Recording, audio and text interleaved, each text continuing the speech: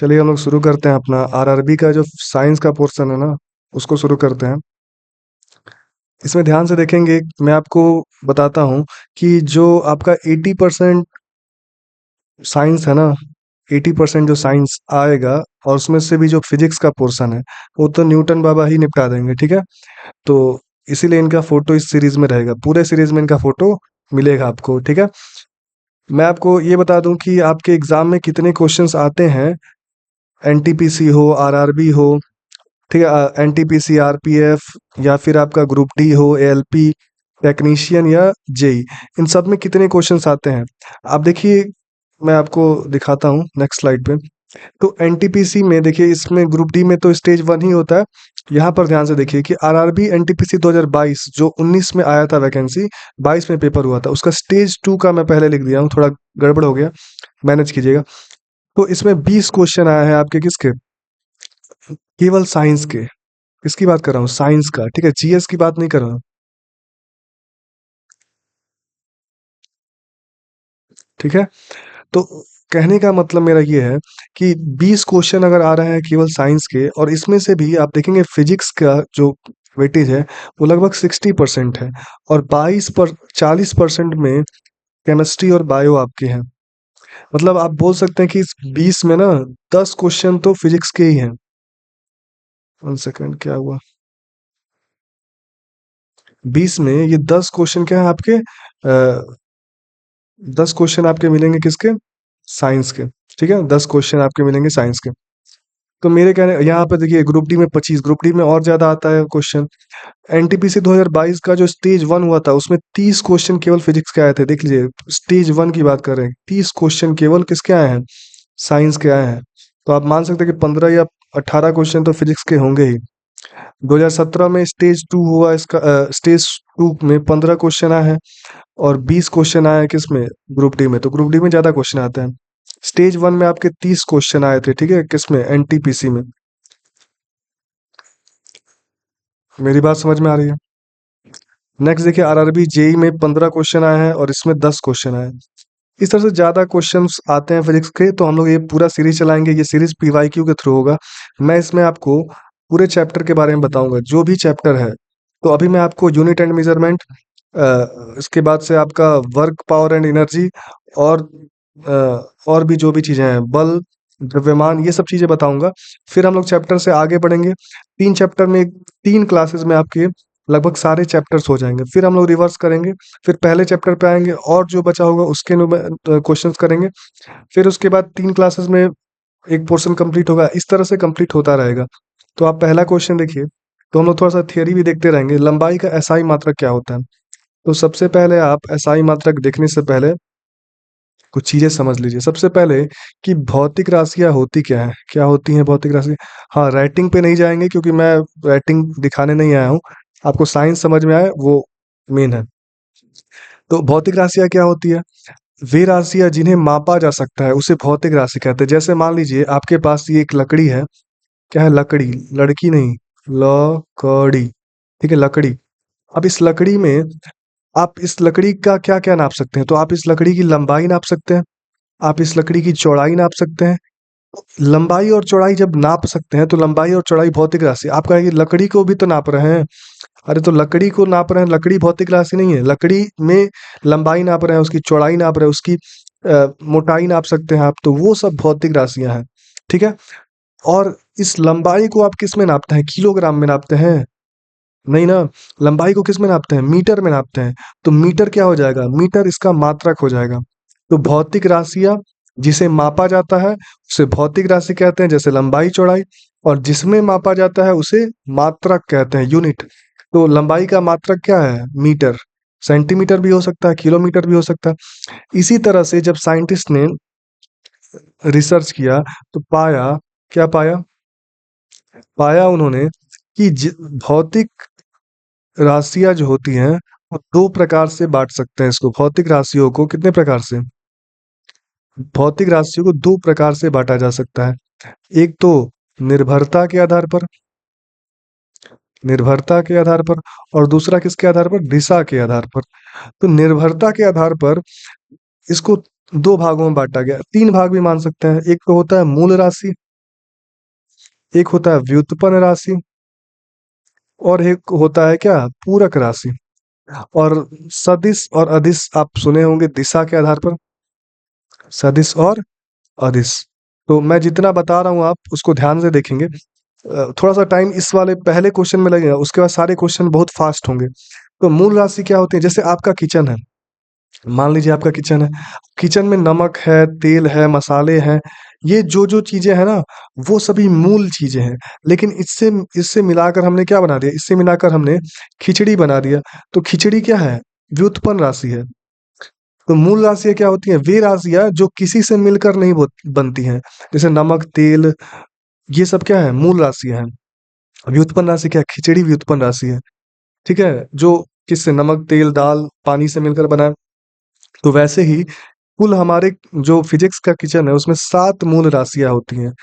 व्युत्पन्न राशि कितनी भी हो सकती है, जैसे आप कोई भी आइटम बना लीजिए, आप कोई जो मन करे जो बना लीजिए, वो एक खाना हो गया।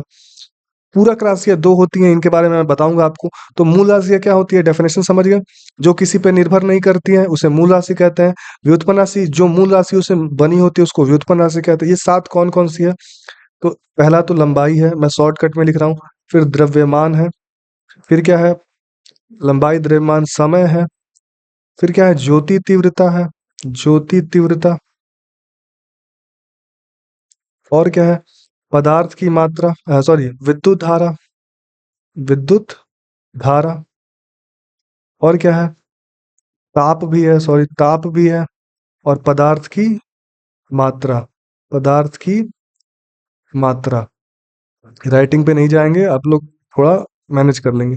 लंबाई हो गया। अब व्युत्पन्न राशि क्या होती है, जैसे एक बात मेरी समझ लीजिए, यहाँ पर आप क्या समझना है, आप मेरी बात को ध्यान से समझेंगे कि मैं जितना बोर्ड पे छोड़ूंगा ना इस पे, उतना ही इंपॉर्टेंट है आपके लिए। तो मेरी बात ये समझिए कि लंबाई जो होती है ना, लंबाई, चौड़ाई भी एक तरह की लंबाई होती है, गहराई भी एक तरह की लंबाई है, ऊंचाई भी एक तरह की लंबाई है। ठीक है। और और क्या होता है, मोटाई भी एक तरह की लंबाई होती है, दूरी भी एक तरह की लंबाई है, त्रिज्या भी एक तरह की लंबाई है। ठीक है। और आपने तरंग दैर्ध्य का नाम सुना है, तरंग दैर्ध्य, ये भी एक तरह की लंबाई है। ठीक है। ये भी, और विस्थापन भी एक तरह की लंबाई है। ये सभी एक तरह की लंबाई है, ये बात याद रखेंगे आप। अब देखिए, जैसे मुझको क्षेत्रफल सुने होंगे, क्षेत्रफल, क्षेत्रफल बराबर क्या होता है, लंबाई गुणे चौड़ाई। तो आप देख रहे हैं कि लंबाई, चौड़ाई भी एक तरह की लंबाई है, तो लंबाई को 2 बार गुणा करने पे क्षेत्रफल मिल गया। वैसे ही आयतन सुना होगा आपने, आयतन, आयतन बराबर क्या होता है, लंबाई गुणे चौड़ाई, तो गुणे ऊंचाई होता है। मेरी बात समझ में आ रहा है। ऐसे ही आपने चाल के बारे में सुना होगा, चाल बराबर क्या होता है, दूरी बटा समय, दूरी बटा समय। ऐसे ही आपने वेग के बारे में सुना होगा, वेग, वेग बराबर क्या होता है, वेग बराबर होता है विस्थापन बटा समय। अब इन दोनों में अंतर क्या है, अंतर क्या है, मान लीजिए ये एक बिंदु है और एक दूसरा बिंदु है, यहाँ से हमको यहाँ तक जाना है, तो हम इस किसी भी ऐसे भी जा सकते हैं, ऐसे भी जा सकते हैं, और ऐसे भी जा सकते हैं। तो दो बिंदुओं की जो सबसे छोटा रास्ता होगा ना उसको विस्थापन बोलते हैं। जो सबसे छोटी दूरी होती है उसको विस्थापन बोलते हैं। ये भी दूरी है, ये भी दूरी है, और ये भी दूरी है, लेकिन ये वाली दूरी को ही हम विस्थापन बोलेंगे। क्या बोलेंगे, सबसे छोटी दूरी को ही क्या बोलते हैं, विस्थापन बोलते हैं। तो बात पता चल गया, चाल हो गया। त्वरण होता है ऐसे, त्वरण, त्वरण किससे बना है, त्वरण बना है वेग बटा समय। और वेग किससे बना है, आप देख रहे हैं कि विस्थापन भी एक तरह की लंबाई ही है, तो वेग बटा समय। तो आप जब त्वरण को तोड़ेंगे ना पूरा, तो वो किस में मिले, इन्हीं में टूटेगा। ठीक है। वेग हो गया, संवेग हो गया, संवेग क्या होता है, द्रव्यमान गुणे त्वरण। धीरे धीरे मैं आपको याद करवा दूंगा, आप टेंशन नहीं लेंगे। संवेग, वैसे ही आवेग होता है। आवेग से पहले देखिए, बल, बल बराबर होता है क्या, द्रव्यमान गुणे त्वरण। सॉरी, यहाँ पर वेग होता है, वेग। और इसी के बाद क्या होता है, और भी आप देख सकते हैं, इसके अलावा आवेग देख सकते हैं, आवेग। आवेग बराबर क्या होता है, बल गुणे समय, बल गुणे समय। तो ये सभी देख रहे हैं, इन्हीं से कहीं ना कहीं से मिलकर बना है। मैं जितना लिख रहा हूँ प्लीज उसको याद कर लेंगे, क्योंकि वही इंपॉर्टेंट है। ठीक है, और ये इतनी बार मैं लिखूंगा कि आपको याद हो जाएगा, आपको याद नहीं करना पड़ेगा। इसके अलावा और भी होता है, जैसे कार्य इंपॉर्टेंट है, कार्य, बल गुणे विस्थापन। ठीक है, अब मेरी बात ध्यान से सुनिए कि अब ये तो हमारी क्या हो गई, भौतिक राशियां हो गई। लेकिन भौतिक राशियों को मापेंगे कैसे, किसी चीज में मापना पड़ेगा ना। तो हम लोग जिसमें इसको मापेंगे उसको क्या बोलते हैं, मात्रक बोलते हैं। अब लंबाई को किस में नापेंगे, ठीक है, लंबाई को किस में नापेंगे, तो लंबाई को मीटर में भी नाप सकते हैं, कोई बोलेगा सेंटीमीटर में भी नाप सकते हैं, कोई बोलेगा मिलीमीटर में भी नाप सकते हैं। तो मैं बताऊंगा क्या, कैसे हमको बताना है। लेकिन अभी सुनिए कि लंबाई को सभी लोग किस में नापेंगे, मीटर में। लंबाई का मात्रक क्या हो गया, मीटर। दूसरे पेन से लिखते हैं, नहीं तो कंफ्यूज हो जाएंगे। लंबाई का मात्रक क्या होता है, मीटर। उसको एम से डिनोट करते हैं। द्रव्यमान को किस में नापते हैं, केजी में नापते हैं। ठीक है, केजी, इसको केजी लिखते हैं। समय को किस में नापते हैं, सेकंड में नापते हैं। ठीक है, ज्योति तीव्रता को किस में नापते हैं, कैंडेला में नापते हैं, सीडी से लिखते हैं इसको। विद्युत धारा को एम्पियर, साइंटिस्ट का नाम है, एम्पियर में, एम्पियर से नापते हैं, ए एम पी लिख सकते हैं, या केवल ए लिखा रहता है। ताप को किस में नापते हैं, केल्विन में नापते हैं, कैपिटल के और केल्विन पढ़ते हैं इसको, ये भी साइंटिस्ट का नाम है। पदार्थ की मात्रा को मोल में नापते हैं, एमओएल। कहीं कहीं एन भी लिखा रहता है, ठीक है, कहीं कहीं एन भी लिखा रहता है, तो ध्यान देंगे इस बात को। तो मैं बताया कि लंबाई को मीटर में नापते हैं, लेकिन क्या था ना, पहले के समय में कुछ लोग लंबाई को मीटर में नापते थे, कुछ सेंटीमीटर में नापते थे। जैसे मान लीजिए कि पहले क्या होता था ना, ब्रिटेन था हमारा, ब्रिटेन था, अमेरिका, सॉरी लंदन। ब्रिटेन में कुछ लोग चीजों को अलग चीजों में नापते थे, इंडिया में कुछ अलग चीजों में नापते थे। जैसे मान लीजिए कि आप यहाँ से 1 केजी चीनी खरीदे, 1 केजी चीनी खरीदे, 1 केजी चीनी खरीदे। अब आप अमेरिका में जाएंगे ना, अब वहां पर गए, मान लीजिए आप अमेरिका चले गए या लंदन चले गए, वहां पर बोला आपने 1 केजी चीनी दीजिए, उनको पता ही नहीं चलेगा कि आपको कितना चाहिए, क्योंकि वो वहां पर केजी यूज होता ही नहीं, वहां पे पाउंड यूज होता है। क्या होता है, पाउंड, पाउंड यूज होता है। और 1 पाउंड बराबर 450 ग्राम होता है। मतलब आप अगर 1 केजी हमारे यहाँ के लगभग, हमारे यहाँ का 1 केजी वहां के 2 पाउंड के बराबर होगा, किसके बराबर होगा, 2 पाउंड के लगभग। पीबी से लिखते हैं, पाउंड। ठीक है, अब ये दिक्कत होने लगा। तो यहाँ से जो लोग जाते थे उनको पहले ट्रेनिंग देनी पड़ती थी, ठीक है, गवर्नमेंट को 1-2 महीने की ट्रेनिंग देनी पड़ती थी, तब जाके वीजा लगता था। ये सभी दिक्कतें थी, तो इसको रिजॉल्व करने के लिए क्या हुआ कि सभी लोगों ने सहमति बनाई और मापन की पद्धतियां बनी। लेकिन सबसे पहले कौन कौन सी पद्धति थी, वो ध्यान से देखेंगे आप। तो पहले एक थी, आप देखेंगे ब्रिटिश पद्धति, ब्रिटिश पद्धति। मैं थोड़ा सा आपको दिखा देता हूँ।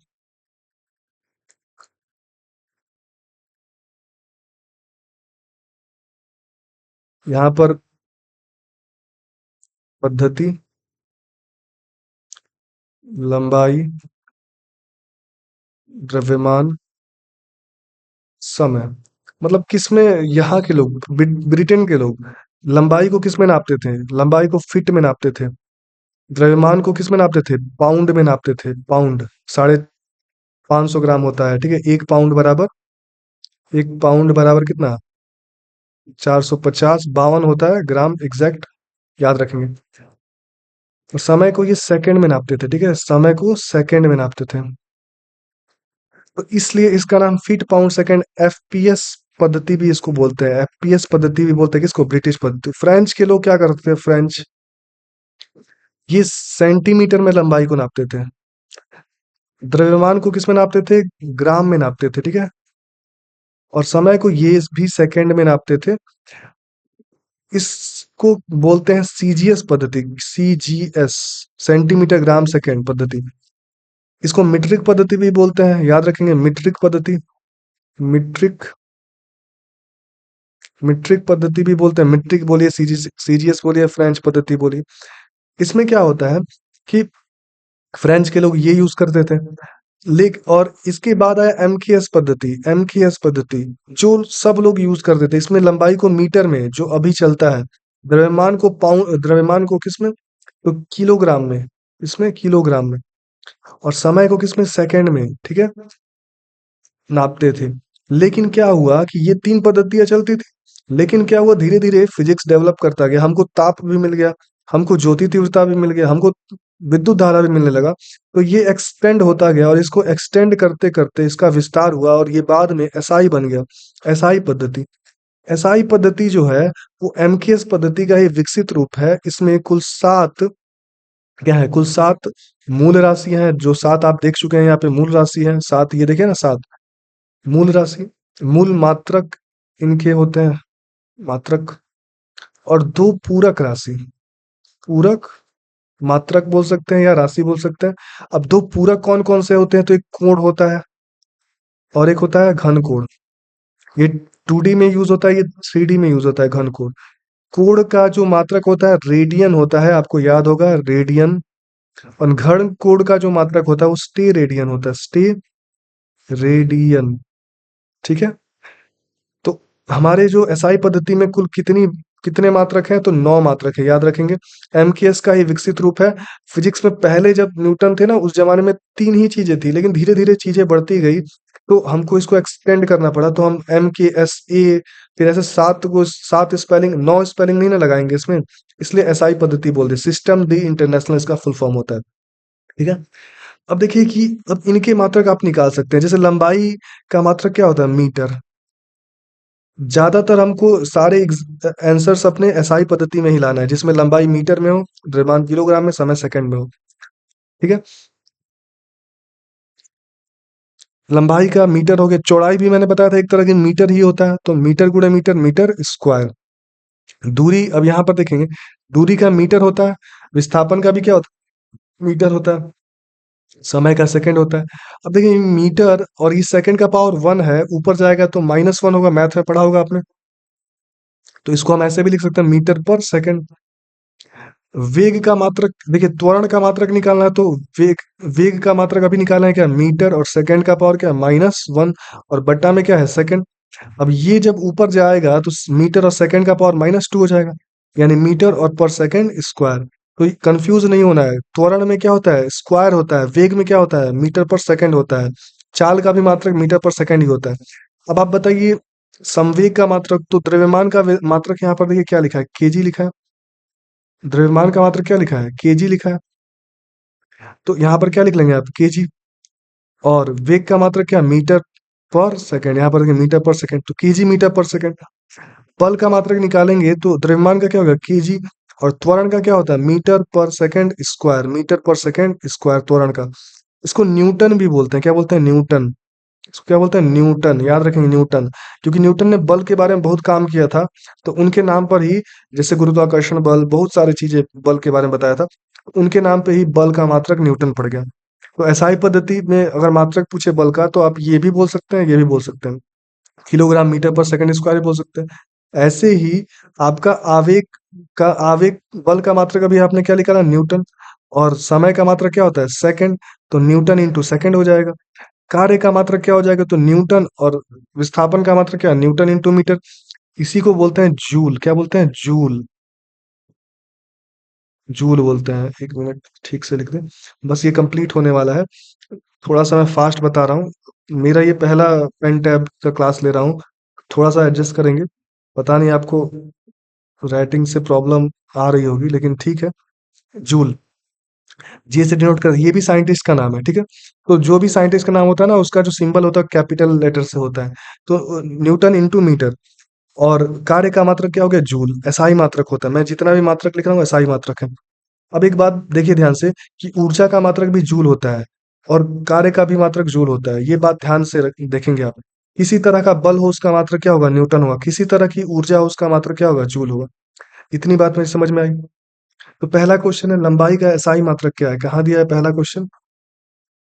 पहला क्वेश्चन क्या है, लंबाई का एसआई मात्रक, एसआई इकाई। तो देखिए मीटर फीट ये तो होता नहीं, एसआई मतलब क्या, लंबाई को मीटर में नापना है, द्रव्यमान को किलोग्राम में, और समय को सेकंड में, तो ये आपका हो गया। नेक्स्ट क्वेश्चन पे अब चलते, अब जल्दी जल्दी होगा, तो थोड़ा सा देख देख लेंगे। विस्थापन का एसआई मात्रक क्या है? एसआई मात्रक मतलब लंबाई को किसमें लेना है? लंबाई को लेना है मीटर में, ठीक है? तो मीटर में, द्रव्यमान को किसमें? किलोग्राम में, समय को किसमें? सेकंड में। नेक्स्ट चलते हैं, देखिए ये कि सेंटीमीटर तो सीजीएस में हो गया, ये किस में हो गया? सीजीएस में। सीजीएस में। किलोग्राम क्या हो गया? किलोग्राम द्रव्यमान का मात्रक होता है, एसआई मात्रक। मीटर प्रति सेकंड मैंने अभी बताया, चाल का वही बोल सकते हैं, और वेग का भी मात्रक होता है, ठीक है? चाल या वेग को किससे डिनोट करते हैं? वी से डिनोट करते हैं। आप सब, आपको धीरे धीरे सब बताएंगे। चाल एक अदिश राशि है, सदिश राशि, ये भी बात बताएंगे आपको। लेकिन अभी नेक्स्ट क्वेश्चन पे चलते हैं। निम्न में से किस राशि का एसआई मात्रक कैंडेला है? कैंडेला अभी मैंने बताया था कि देखिए लंबाई का क्या होता है? मीटर। द्रव्यमान का क्या होता है? किलोग्राम। समय का क्या होता है? सेकंड। ताप का क्या होता है? केल्विन। ज्योति तीव्रता का क्या होता है? कैंडेला। पदार्थ की मात्रा, विद्युत धारा क्या होता है? एम्पियर। पदार्थ की मात्रा का क्या होता है? मोल। तो आपसे क्या पूछ रहे हैं? देखिए ये किसका है? लंबाई का है, मैं बार बार लिख रहा हूँ, याद हो जाए। ये द्रव्यमान का है। ये किसका है? समय का है। ये किसका है? ताप का है। ये किसका है? ज्योति तीव्रता का है, ज्योति तीव्रता, ठीक है? ये किसका है? विद्युत धारा का है, विद्युत धारा। और ये किसका है? पदार्थ की मात्रा का, ठीक है?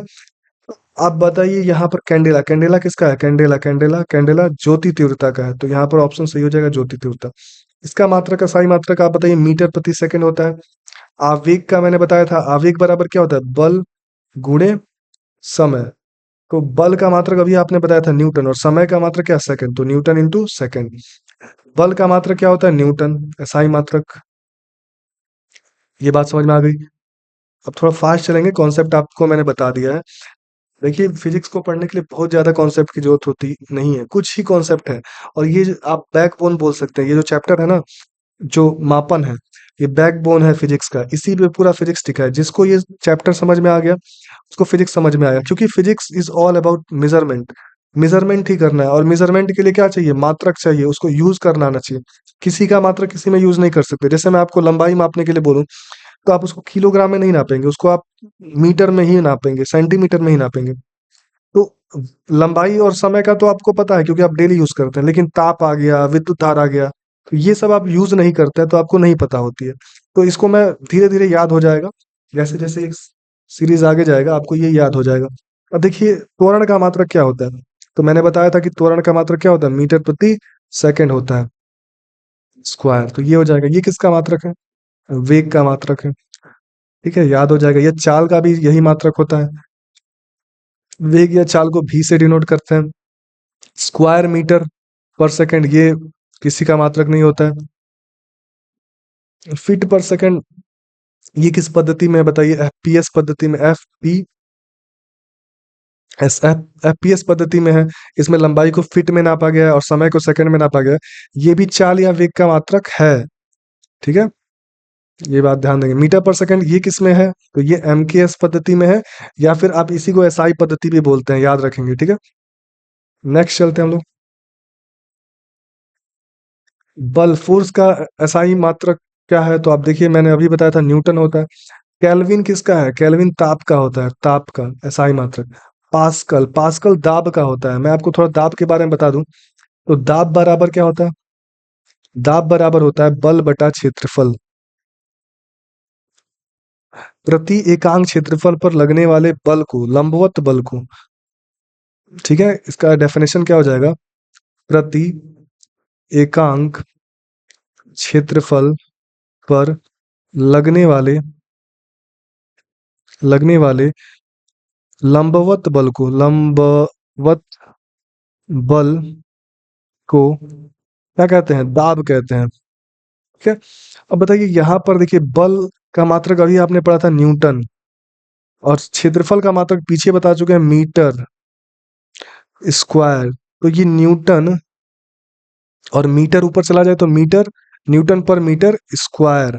इसी को क्या बोलते हैं? पास्कल बोलते हैं, क्योंकि दाब के बारे में पास्कल नाम के साइंटिस्ट ने बहुत काम किया था। तो इसका हो जाता है, पीए से डिनोट करते हैं पास्कल को, ठीक है? दाब एक अदिश राशि है, वो मैं अभी सदिश सदिश बताऊंगा आपको। अब देखिए एक बात मुझको याद रखिए, मैं जो बताना चाहता हूँ कि जो देखिए ये दाब ऊपर है और क्षेत्रफल नीचे है, तो इसका क्या मतलब है? इसका मतलब ये है कि जैसे देखिए यहाँ पर एक व्यक्ति है, मैं थोड़ा सा एग्जांपल समझाता हूँ। ये लेटा हुआ है, इसके शरीर पे मैंने पत्थर देखा होगा कि बहुत लोग क्या करते हैं, पत्थर रख देते हैं और फोड़ते हैं, ठीक है। इसके शरीर पे हथौड़े से क्या कर रहा है, ये पत्थर को तोड़ रहा है। तो क्या क्यों इसको चोट नहीं लगता है? क्योंकि देखिए ये एरिया, ये इसी रूल पे डिपेंड करता है कि दाब क्षेत्रफल ज्यादा होने की वजह से, अगर देखिए ये उल्टा है ना, उल्टा का रिलेशन क्या होता है, दाब अगर बढ़ेगा तो क्षेत्रफल, क्षेत्रफल अगर कम रहेगा तो दाब क्या होगा, ज्यादा होगा। उल्टा का रिलेशन होता है। और अगर यही उल्टा हो जाए, क्या, क्षेत्रफल ज्यादा होगा तो दाब क्या हो जाएगा, कम हो जाएगा। तो ध्यान से देखिए कि जब भी ये चीज कोई तोड़ना होता है रख करके अपने ऊपर, तो उसका एरिया ज्यादा होगा, एरिया ज्यादा होगा तो हथौड़े से मारेगा तो उसको पे दाब कम लगेगा। ठीक है, मेरी बात समझ रहे हैं? जैसे आप किसी बैग को खरीदते हैं, बैग का जो तार है ना, वो तार का बना दीजिए और उसको उसमें 5 किलो का सामान लेकर आइए, तो क्या होगा, आपके हाथ पे निशान पड़ जाएगा। लेकिन उसको ही कपड़े के गत्ते से बनाइए तो आपके हाथ पे 5 किलो ही है, लेकिन आपके हाथ पे निशान नहीं आएगा। यानी एरिया बढ़ गया, एरिया क्या हो गया, बढ़ गया, तो दाब क्या हो जाएगा, एरिया बढ़ेगा तो दाब क्या हो जाएगा, कम हो जाएगा। मेरी बात समझ रहे हैं? एरिया बढ़ा तो दाब कम हो जाएगा। तो मेरा एक क्वेश्चन का आंसर दे दीजिए कि यहाँ पर एक वस्तु 2 kg का रखा गया और एक वस्तु यहाँ पर 2 kg का रखा गया। बताइए कि इसमें किस कौन ज्यादा दाब डालेगा? तो बताइए सबसे पहले मेरा बात की एरिया, इसका क्षेत्रफल ज्यादा है, इसका क्षेत्रफल ज्यादा है तो ये दाब क्या करेगा, कम डालेगा। यहाँ पर देखिए इसका क्षेत्रफल क्या है, यहाँ पर केवल इतना ही क्षेत्रफल इससे टच हुआ है ना, तो इसका क्षेत्रफल कम है तो ये दाब ज्यादा डालेगा। मेरी बात समझ रहे हैं? अब यहाँ पर देखिए न्यूटन तो हो गया, पास्कल किसका होता है, दाब का होता है, याद होना चाहिए आपको। ठीक है, वोल्ट किसका होता है, विभव या विभवांतर का होता है, विभवांतर। वोल्टेज आता है ना आपके घर पे, 200 कितना आता है, 240 वोल्ट या 230 वोल्ट, 220 वोल्ट भी बोलते हैं। ठीक है, इतनी बात मेरी समझ में आ रही है? नेक्स्ट क्वेश्चन पे चलते हैं। मैं शायद जल्दी जल्दी बोल रहा हूँ, मुझे अभी हैबिट है नहीं, तो मुझको समझ नहीं आ रहा है कि कितनी फास्ट बोलना चाहिए।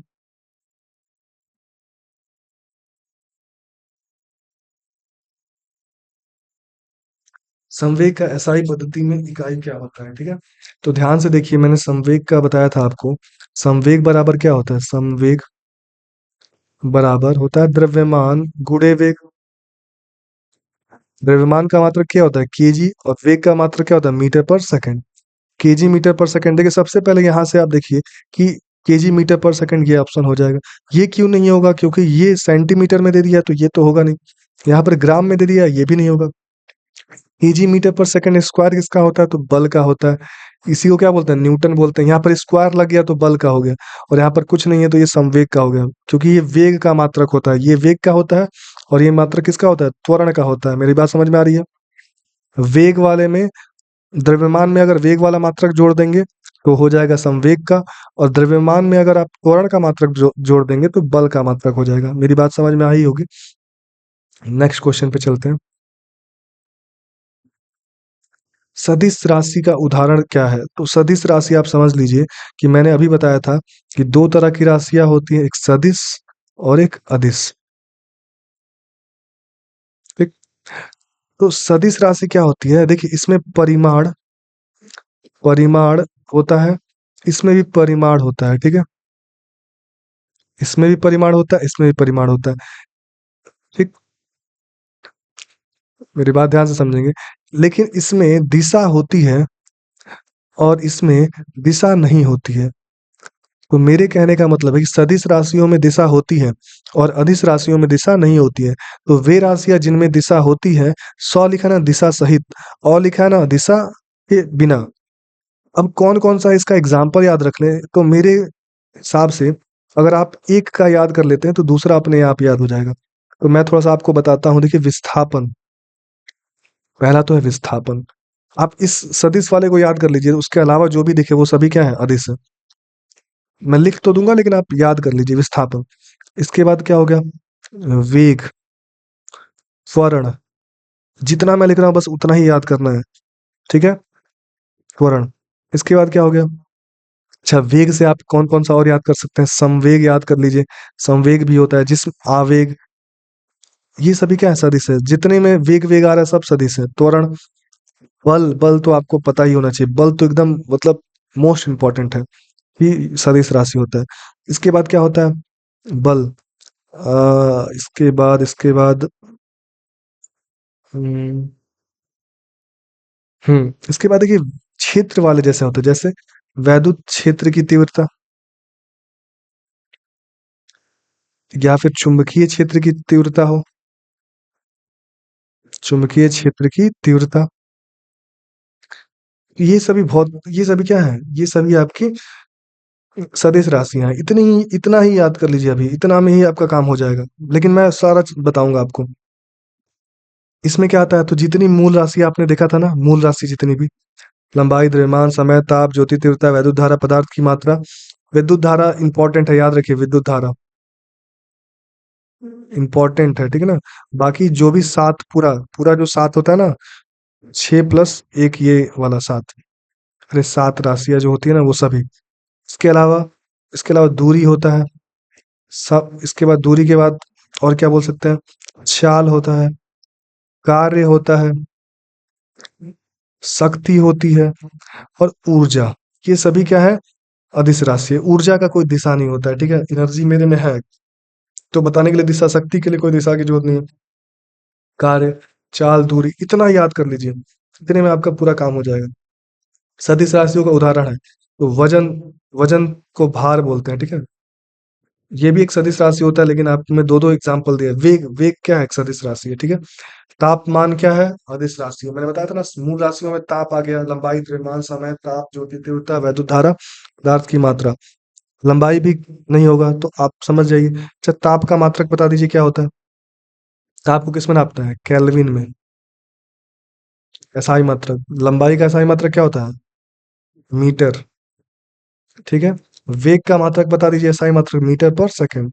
भार का देखिए, आपको पता होगा कि भार, जैसे आपसे पूछे कि आपका कोई भार कितना है, वेट कितना है, तो आप क्या बोलते हैं? 2 kg, 4 kg। लेकिन भार का मात्रक याद रखिए, न्यूटन होता है। क्या होता है? न्यूटन। हम बोल देते हैं वो अलग बात है, लेकिन भार का मात्रक क्या होता है? न्यूटन, याद रहेगा। द्रव्यमान का मात्रक, अभी आपको मैंने बताया ना, द्रव्यमान का मात्रक क्या होता है? केजी होता है। चलिए नेक्स्ट क्वेश्चन पे चलते हैं। बोलने को कोई कुछ भी बोल देता है, जैसे हम लोग बोलते हैं ना, स्टेशन आने वाला है। स्टेशन आने वाला थोड़े ना होता है, हम जाते हैं, तो कुछ भी बोल सकता है आदमी। तो केवल परिमाण होता है, केवल परिमाण होता है, दिशा नहीं होती। दिशा नहीं होती है तो अदिश होगा। तो मैंने अभी आपको सदिश याद करवाया था। कार्य क्या है? कार्य, सबसे पहला ऑप्शन ही सही हो गया। कार्य क्या है? अदिश राशि। विस्थापन सदिश राशि है। आवेग सदिश राशि है, जितने भी वेग वाले होते हैं।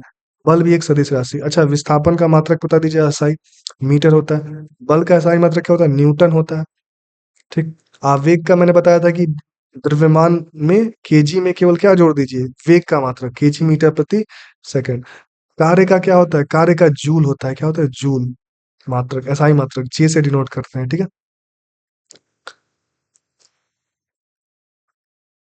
देखिए, एक वेक्टर राशि में परिमाण और दिशा दोनों होती है, जबकि अदिश राशि में केवल परिमाण होता है और दिशा नहीं होती। निम्नलिखित में से अदिश राशि कौन सी है? तो मेरी बात ध्यान से सुनिए, कि अदिश राशि कौन सी है। तो मैंने अभी आपको सदिश वाला केवल याद रखिए। सदिश में कौन होता है? विस्थापन आता है, सभी तरह के वेग आते हैं, सॉरी, विस्थापन आता है, सभी तरह के वेग आते हैं, बल भी होता है, दाब क्या हो जाएगा आपका? अदिश राशि हो जाएगा। केवल एक याद रखेंगे, दूसरा अपने आप हो जाएगा। और इसमें कुछ देखते हैं। अभी मैंने इसमें बताया था कि आपका एसआई मात्रक इसका क्या होता है? पास्कल होता है। क्षेत्रफल बढ़ेगा तो दाब घटेगा, ये भी मैंने बताया था। बल का एसआई मात्रक क्या होता है? न्यूटन होता है, ठीक। संवेग का मैंने बताया था कि केजी में वेग का मात्रक जोड़ दीजिए, मीटर पर सेकंड। विस्थापन का एसआई मात्रक क्या होता है? मीटर। विस्थापन होता क्या है? तो दो बिंदुओं के बीच की सबसे छोटी दूरी, ए और बी के बीच की सबसे छोटी दूरी, क्या होता है? विस्थापन। देखिए, दूरी जो होता है कभी भी शून्य नहीं हो सकता, लेकिन विस्थापन शून्य हो सकता है। अब बी से वापस आप ए पे आ गए, तो आपने डबल चला, डबल दूरी चला, लेकिन विस्थापन आपका क्या हो गया? जीरो, क्योंकि आपने जहां से शुरू किया था वहीं पर खत्म कर दिया। तो मेरे कहने का मतलब है कि विस्थापन शून्य हो सकता है, दूरी कभी भी शून्य नहीं होता है, दूरी हमेशा बढ़ती है, ठीक है। नेक्स्ट, अब आते हैं माइक्रोन। 1 मीटर को किसके बराबर, 1 मीटर किसके बराबर है? अब देखिए क्या हो गया, कि जैसे हमको अलग अलग भौतिक राशियां मिलती गई ना, ताप, पहले तो तीन ही पता था। कौन कौन सा? लंबाई पता था, द्रव्यमान पता था और समय पता था। लेकिन हमको जैसे जैसे भौतिक राशियां मिलती गई, हमने उनका नाम रखते गए हम। वैसे ही क्या हुआ कि हमको बहुत छोटी छोटी वस्तुएं मिलने लगी। तो हम उसको उसका नाम, जैसे मान लीजिए कि आप क्या बोलते हैं, 1,000 किलो। 1,000 किलो बोलने में टाइम लगेगा, तो आप इसको मीट्रिक टन बोल देते हैं। क्या बोलते हैं? मीट्रिक टन बोलते हैं ना। तो 1,000 केजी को 1 मीट्रिक टन भी बोल सकते हैं हम लोग, आसान हो गया बोलने में। वैसे ही बहुत छोटी छोटी चीजें थी जिसकी जो लंबाई थी ना, वो बहुत कम थी। 1 मीटर के लगभग 1 लाख, 2 लाख, 1 करोड़वें भाग के बराबर थी। अब उसको 1 मीटर का 1 करोड़वा भाग बोलने से अच्छा है कि उसका कुछ नाम रख दे। तो वो छोटी छोटी चीजें क्या थी, देखिए ध्यान से मैं बताता हूँ। कि जैसे सबसे छोटी चीज, लोगों ने परमाणु खोजा। परमाणु से भी छोटा क्या होता है? नाभिक होता है। तो देखिए, पहले तो सबने, ये हो गया नाभिक। आप परमाणु के बारे में जानते हैं, किसी भी वस्तु का जो सबसे छोटा टुकड़ा होता है वो परमाणु में तोड़ सकते हैं। लेकिन बाद में इसको किसमें तोड़ा गया? प्रोटॉन, न्यूट्रॉन और इलेक्ट्रॉन में। तो सब हमारे मूल कण कौन कौन से हैं? इलेक्ट्रॉन, प्रोटॉन और न्यूट्रॉन। ठीक है, इलेक्ट्रॉन पर नेगेटिव चार्ज होता है, प्रोटॉन पे पॉजिटिव, और न्यूट्रॉन पे कोई चार्ज नहीं होता। ये आपको पता होगा। नाभिक, या और क्या है? परमाणु। परमाणु का भी आकार हमको बताना होता था। अब इसके अलावा क्या हो गया? अणु आ गया, अणु। अणु। ठीक, इसके बाद छोटे छोटे बैक्टीरिया आ गए, जो हमारी आंखों से दिखना बंद हो गए। कौन? बैक्टीरिया। तो इन सब की लंबाई, जैसे नाभिक की जो लंबाई होती है, वो किस में नापते हैं? कितने बड़ा, किसको बोलते हैं? तो नाभिक की लंबाई होती है 1 फर्मी के बराबर। 1 फर्मी, एफ आर से डिनोट करते हैं। और ये 10⁻⁻15 मीटर होता है। मतलब अगर नाभिक की कोई लंबाई पूछे आपको, यानी त्रिज्या पूछे, सॉरी, लंबाई नहीं, त्रिज्या, क्योंकि ये शेप है ना, तो आप 10⁻⁻15 मीटर बोलेंगे। ठीक। वैसे ही परमाणु की लंबाई को किस में नापते हैं? एंगस्ट्राम। एंगस्ट्राम को डिनोट करते हैं ए से। ठीक है। ठीक है। तो एंगस्ट्राम जो होता है वो 10⁻⁻10 मीटर होता है। तो ये आप याद रखेंगे। एंगस्ट्राम, एक एंगस्ट्राम में 10⁻⁻10 मीटर। एंगस्ट्राम, फर्मी, ये सब छोटे छोटे मात्रक है। अणु की लंबाई को नापते हैं 1 नैनोमीटर में। नैनोमीटर, ये क्या होता है? एन एम से डिनोट करते हैं। 10⁻⁹ होता है। ठीक है। और बैक्टीरिया की लंबाई, ये हमारे आंखों से, जब हमारे आंखों से कोई चीज दिखना बंद हो जाती है ना, तो वहां से ही माइक्रोस्कोप से चीजों को देखते हैं। तो इसको माइक्रोन में नापते हैं, माइक्रोन। छोटी छोटी चीजों को माइक्रोस्कोप से देखते हैं। माइक्रोस्कोप किसको देख सकता है? केवल माइक्रोन तक की लंबाई देख सकता है। माइक्रोन को म्यू से डिनोट करते हैं, म्यू। ये थोड़ा सा ऐसे बनता है, ध्यान देंगे, यू की तरह ऐसे बनता है। और ये किसके बराबर हो? 10⁻⁶ मीटर के बराबर होता है। देखिए आप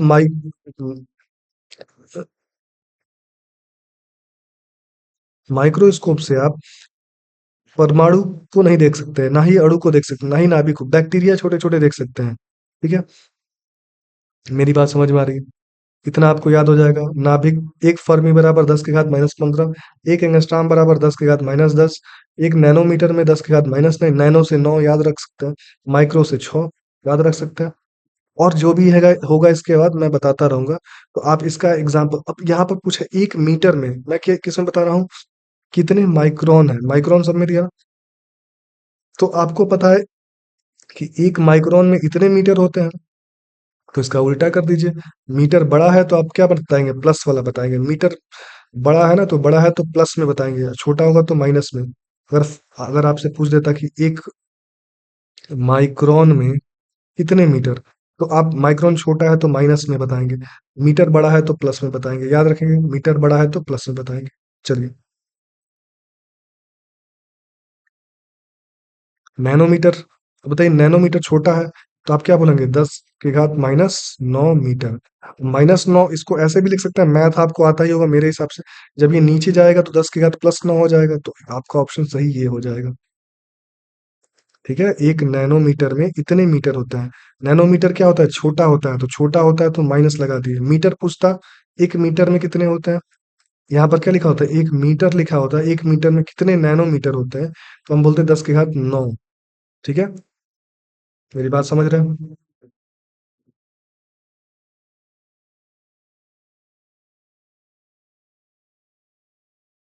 नेक्स्ट चलते हैं। पिकोमीटर। पिकोमीटर के बारे में नहीं बताया, जान लीजिए पिकोमीटर के बारे में। एक पिकोमीटर, ये भी छोटा मात्रक होता है। पिकोमीटर बराबर 10 की घात -12 मीटर होता है। तो आपका सही ऑप्शन सा हो जाएगा? -12। पिको छोटा होता है, छोटा होता है तो माइनस लगेगा। लेकिन आपको यही उल्टा पूछा था, 1 मीटर में कितना पिकोमीटर, पिकोमीटर, ठीक है। तो अब यहाँ पर क्या हो जाएगा, बड़ा है ना ये मीटर, तो यहाँ पर 12 हो जाएगा, ठीक है। 10 की घात 12 पिकोमीटर हो जाएगा। मेरी बात समझ रहे हैं? राइटिंग पे नहीं जाएंगे। मैं अच्छे राइटिंग में, और यहाँ पर मैं पहली बार पेन टाइप यूज कर रहा हूँ ना, तो इस वजह से और भी राइटिंग ठीक नहीं आ रही है। निम्न में से कौन सा उपकरण वायुमंडलीय दाब को मापने के लिए प्रयोग किया जाता है? तो देखिए, ऑडोमीटर क्या होता है। देखिए, एक होता है स्पीडोमीटर। स्पीडोमीटर क्या करता है, डिस्टेंस को नापता है, स्पीड को नापता है। स्पीडोमीटर, ठीक ना। स्पीड को नापता है, चाल को नापता है, ठीक है। जैसे हमारे यहाँ चाल कैसे बताते हैं, kilometre per hour, 30 kilometre per hour, 100 kilometre per hour, ऐसे बताते हैं। देखिए, ये तो इंडिया में यूज होता है, ठीक है। आप अमेरिका में चले जाएंगे तो वहां पर 30 माइल पर आवर बोलता है। माइल, माइल मतलब समझते हैं, 1 माइल। 1 माइल बराबर कितना होता है, 1600 मीटर होता है, 1609 मीटर होता है, याद रखेंगे। हमारे यहाँ जो आर्मी एयरफोर्स नेवी की जो रनिंग होती है ना, माइल में होती है, 1600 मीटर की होती है। ग्राउंड में 400 मीटर का चक्कर होता है, 4 चक्कर लगाते हैं तो 1600 मीटर हो जाता है, ठीक है। एक नॉटिकल माइल होता है, नॉटिकल माइल, नॉटिकल माइल, ठीक है। एक नॉटिकल मील क्या होता है, तो ये 1854 होता है। नॉटिकल मील, जैसे आप अमेरिका के कार वार में बैठेंगे तो माइल पर आवर में स्पीड बताएगा। लेकिन आप जहाज में बैठ जाएं, पानी वाली जहाज हो या आसमान की जहाज हो, वहां पर स्पीड नॉटिकल माइल में बताता है। और एक नॉटिकल माइल में 1854 मीटर होता है, ठीक है। तो मैं बता रहा था, स्पीडोमीटर से स्पीड नापते हैं, ऑडोमीटर से दूरी नापते हैं। हमारे यहाँ जैसे देखिए, टेट्रोमीटर कुछ नहीं होता है, ये जो अंग्रेजी में कविता होती है ना, पोयम, अंग्रेजी की कविताएं, उसमें नापते हैं कि एक एक लाइन में कितने वर्ड होने चाहिए, कितने अक्ष मतलब कितने लेटर होने चाहिए, ये सब नापने के लिए टेट्रोमीटर का यूज करते हैं। थर्मामीटर का नाप यूज किस में करते हैं, तापमान नापने के लिए। और बैरोमीटर का यूज करते हैं वायुमंडलीय दाब नापने के लिए। ये बात समझ में आई? नेक्स्ट पे चलते हैं हम लोग। देख लीजिए यहाँ पे फिगर में भी, ऑडोमीटर कौन सा है, ऑडोमीटर ये वाला ऑडोमीटर है। और ये आपका है स्पीडोमीटर, दोनों एक ही में लगा होता है। आते हैं थर्मामीटर। देखे आपने थर्मामीटर, बैरोमीटर कुछ इस तरह का होता है, इसमें एचजी भरा होता है, पारा। और ये ऊपर जाता है, यहाँ से वायुमंडलीय दाब पड़ता है, एटमॉस्फेरिक प्रेशर। और ये क्या होता है, यहाँ से प्रेशर पड़ता है तो ये जो पारा होता है, ये ऊपर जाने लगता है। जितना पारा ऊपर चढ़ता है उतना एटमॉस्फेरिक प्रेशर ज्यादा होता है, ठीक है। तो 1 mm Hg के लगभग ऊपर जाता है। अब यहाँ पर देखिए, ये पायरोमीटर है। पायरोमीटर क्या करता है, पायरोमीटर भी थर्मामीटर ही होता है, लेकिन ये रेडिएशन पर चलने वाला थर्मामीटर होता है। रेडिएशन थर्मामीटर को पायरोमीटर कहते हैं। जैसे देखें हम कोविड के टाइम फीवर जब नापा जाता था, तो इससे नापा जाता था। इसको बॉडी में टच नहीं कराना पड़ता है, लेकिन थर्मामीटर को बॉडी से टच कराना पड़ता है। तो समझ रहे हैं बात, ये बिना टच किए आपका टेम्परेचर नाप देते, तो पायरोमीटर याद रखेंगे। एपिडियोस्कोप क्या होता है, तो ये एक तरह का क्या होता है, ये आपका एक तरह का, आप इसको मान सकते हैं कि ये आपका क्या है, प्रोजेक्टर होता है, प्रोजेक्टर। पेरिस्कोप क्या होता है, पेरिस्कोप देखे होंगे आप छोटे क्लासेस में, कि कोई मान लीजिए, कोई हमको यहाँ पर अ, किसी को देखना है, हमको यहाँ पर एक पौधा है, उसको मुझको देखना है। तो मैं क्या करूंगा, यहाँ से एक बनाऊंगा एक कार्डबोर्ड का, यहाँ पर एक मिरर लगा दिया। अब यहाँ से इसका फिगर बनेगा इसमें, ये फिगर नीचे आएगा, और यहाँ पर मैंने एक और मिरर लगा दिया। यहाँ से फिर इस मिरर में मैं अपनी आंखों से इसको देख लूंगा। इसका यूज कहाँ करते हैं, तो पनडुब्बियों में, जो पानी के नीचे होती है ना, वो क्या करते हैं, ऊपर के समुद्र सतह के ऊपर देखने के लिए पायरोमीटर का उपयोग करते हैं। यहाँ से कोई देखता है ऐसे, ठीक है, कि ऊपर क्या क्या चीजें हैं। क्योंकि देखिए, पनडुब्बियां पानी के नीचे ही रहती है, वो जल्दी ऊपर नहीं आती है। आपको पता है, हमारे जितने भी न्यूक्लियर वेपन हैं, परमाणु बम हो गया या एटम या हाइड्रोजन बम हो गया, वो सभी कहाँ रहते हैं? वो सभी पनडुब्बियों में ही रखा जाता है। क्यों रखा जाता है? क्योंकि अगर किसी दूसरे देश को पता चल गया हमारे परमाणु मतलब बम का जो लोकेशन है, तो वो उसको क्या करता है? डिस्ट्रॉय कर देगा। तो इसीलिए हम उसको पानियों के अंदर रखते हैं, और ये जल्दी ऊपर नहीं आती है। ऊपर नहीं आएंगी तो देखने के लिए क्या लगा होता है? पेरिस्कोप। देखिए, स्कोप जहां पर भी लग जाए ना, वो देखने के लिए से ही कुछ रिलेटेड होगा। जैसे यहाँ पे एपीडियोस्कोप लगा है तो देखना है, प्रोजेक्टर से देखना है। पेरिस्कोप हो गया। टेलीस्कोप सुने होंगे आप लोग, माइक्रोस्कोप से भी देखते हैं हम लोग। अब यहाँ पे यंत्र, कौन सा यंत्र समुद्र के स्तर से ऊपर की वस्तुओं को देखने में यूज किया? तो मैंने अभी बताया आपको, पायरोस्कोप। अच्छा, पायरोमीटर, आप अभी मैंने बताया था क्या होता है? एक तरह का थर्मामीटर होता है, मीटर होता है जो रेडिएशन पे काम करता है। एपीडियोस्कोप क्या होता है? एक तरह का प्रोजेक्टर होता है, प्रोजेक्टर।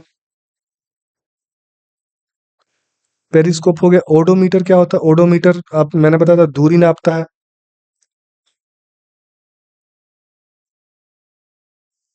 टेलीस्कोप आपको पता है कि क्या करता है? ये तारों को देखता है, ग्रहों को देखेगा, उपग्रहों को देखेगा।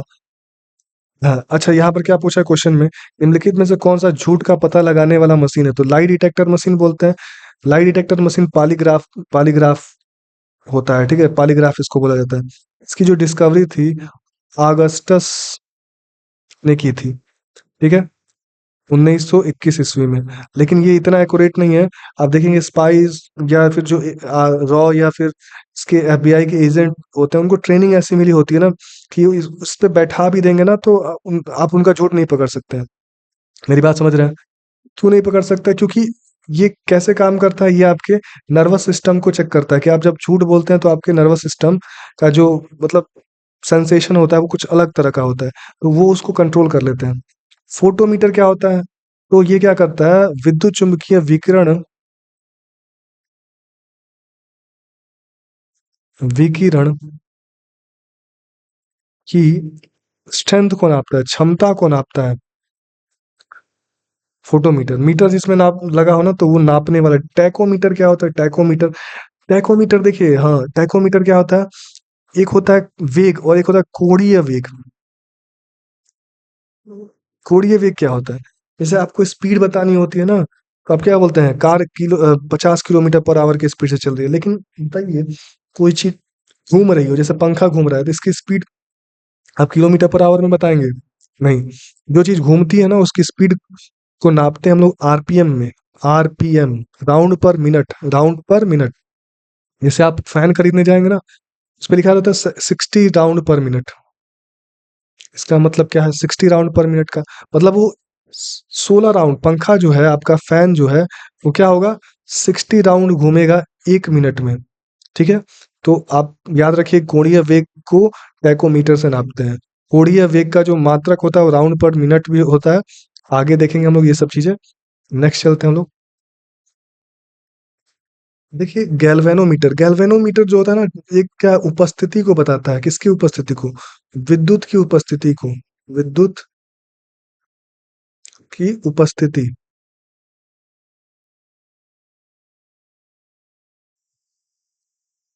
एमीटर क्या होता है? विद्युत को नापता है। ये टेस्टर की तरह होता है, कि टेस्टर जैसे देखते हैं आप, बोर्ड में लगा के चेक करते हैं कि है कि नहीं करंट।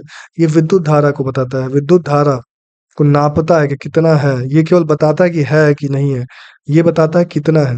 वोल्ट मीटर से क्या नापते हैं? विभवांतर को नापते हैं, वोल्टेज को नापते हैं, ठीक है। रियोस्टेट क्या होता है? ये रियोस्टेट प्रतिरोध होता है, एक तरह परिवर्ती प्रतिरोध होता है। प्रतिरोध को परिवर्तित करता है, को परिवर्तित करता है। मेरी बात समझ रहे हैं? प्रतिरोध कैसा का सिंबल क्या होता है? ये सिंबल होता है प्रतिरोध का। इसको आर से डिनोट करते हैं प्रतिरोध को। देखिए, यहाँ प्रतिरोध का काम क्या होता है? तो धारा के प्रवाह में विरोध करता है। जैसे करंट गया ना, धारा, करंट को हिंदी में बोलते हैं धारा। विद्युत धारा जैसे ये जा रहा है, आई से डिनोट करते हैं। इसका अभी मैंने बताया था, विद्युत धारा का मात्रा क्या होता है? एम्पियर होता है। मैंने आपको लिखवाया था, एम्पियर, एम्पियर, ठीक है, मैंने बताया था ना। तो विद्युत धारा का मात्रक एम्पियर होता है। इसका मात्रक क्या होता है? ओम होता है। याद रख सकते हैं, ओम। रख सकते हैं तो बहुत अच्छी बात है, लेकिन आगे पढ़ेंगे हम लोग। तो ये क्या करता है, प्रतिरोध विद्युत धारा के प्रवाह का विरोध करता है। ये जो रास्ता है ना उखड़ खाबड़, तो विरोध करता है, ये सिंबल होता है प्रतिरोध का। ठीक है। अब आपसे पूछ रहा है, परिपथ में विद्युत धारा के प्रवाह की दिशा को दर्शाने के लिए किस उपकरण का प्रयोग करते हैं? तो विद्युत धारा को किससे नापते हैं? एमीटर से नापते हैं। तो सही ऑप्शन क्या हो जाए? एमीटर। एमीटर को परिपथ के में संयोजित किया जाता है। तो देखिए यहाँ पर मैं आपको दो चीजें बता दूं। एक तो होता है एमीटर। एमीटर को ए से डिनोट करते हैं और वोल्ट मीटर को वी से डिनोट करते हैं। ठीक है।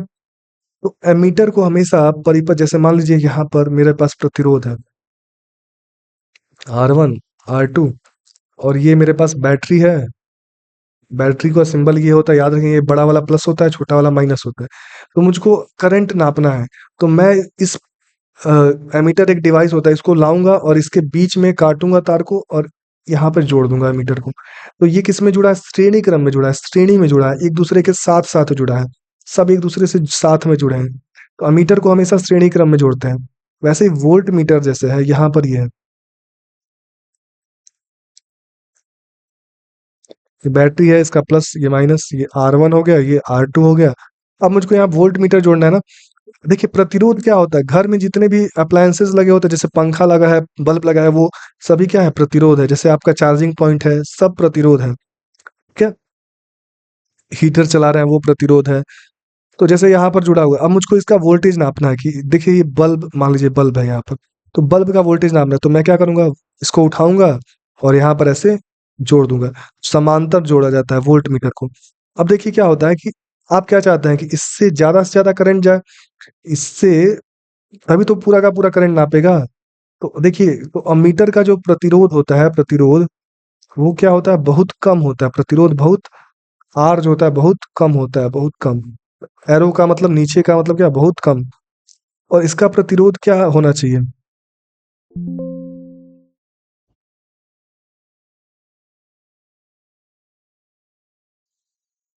इसका प्रतिरोध बहुत ज्यादा होता है। ठीक है, इसका प्रतिरोध बहुत ज्यादा होता है। क्यों? क्योंकि आप देखिए, आप चाहते हैं कि बल्ब पूरी तरह से जले, तो ये करंट पूरा जो यहाँ से निकल रहा है वो इसमें जाए, ना कि इसमें जाए। और कब ऐसा होगा? जब इसका प्रतिरोध बहुत ज्यादा होगा तो करंट के जान आने का विरोध करेगा। जब विरोध करेगा तो क्या होगा? विरोध करेगा तो इसमें करंट नहीं जाएगा। तो कहने का मतलब है कि जो वोल्ट मीटर होता है उसका प्रतिरोध बहुत उच्च होता है, लगभग अनंत के बराबर होता है। ये लगभग शून्य के बराबर होता है। समझ रहे हैं मेरी बात? इसको, अमीटर को श्रेणी क्रम में जोड़ते हैं, वोल्ट मीटर को समांतर क्रम में जोड़ते हैं। तो देखिए, एमीटर का प्रतिरोध श्रेणी में संयोजित किया जाता है, तो ये तो बात सही है। एमीटर में निम्न विद्युत प्रतिरोध होता है, तो मैंने अभी बताया कि छोटा निम्न होता है, ये भी सही है। कम विद्युत खींचता है, ये भी सही है। सब सही है। ये मैंने पहले वीडियो बनाया था तो मिट नहीं पाया। चलिए, विभवांतर को मापने के लिए क्या करते हैं हम लोग? वोल्ट मीटर का यूज करते हैं। समझ गए बात? अब आता है कार्य पे। ठीक है, तो आप पानी पी लो।